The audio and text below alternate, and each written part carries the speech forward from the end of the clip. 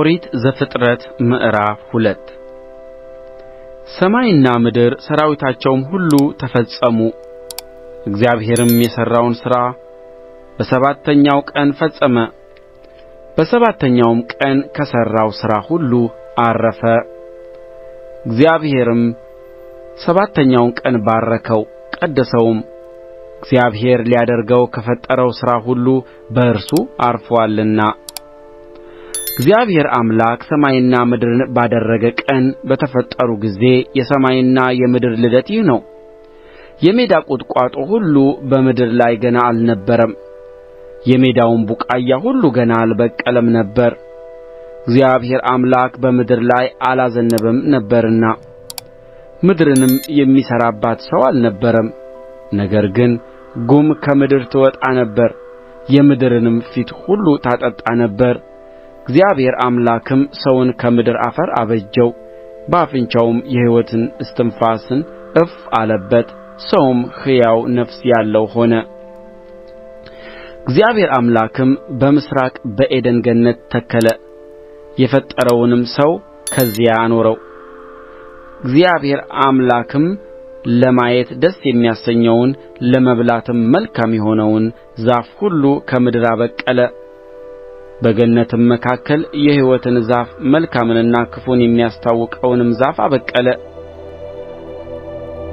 ወንዝም ገነትን ያጠጣ ዘንድ ከዔድን ይወጣ ነበር፣ ከዚያም ለአራት ክፍል ይከፈል ነበር። የአንደኛውም ወንዝ ስም ፊሶን ነው፣ እርሱም ወርቅ የሚገኝበትን የኤውላጥስ ምድርን ይከብባል። የዚያም ምድር ወርቅ ጥሩ ነው፣ ከዚያም ሉልና የከበረ ድንጋይ ይገኛል። የሁለተኛውም ወንዝ ስም ግዮን ነው፣ እርሱም የኢትዮጵያን ምድር ሁሉ ይከብባል።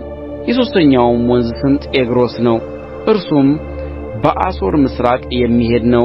አራተኛውም ወንዝ ኤፍራጥስ ነው። እግዚአብሔር አምላክም ሰውን ወስዶ ያበጃትም ይጠብቃትም ዘንድ በዔድን ገነት አኖረው።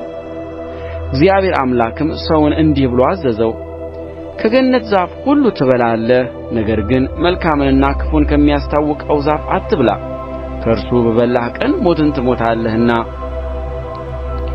እግዚአብሔር አምላክም አለ፣ ሰው ብቻውን ይሆን ዘንድ መልካም አይደለም፣ የሚመቸውን ረዳት እንፍጠርለት።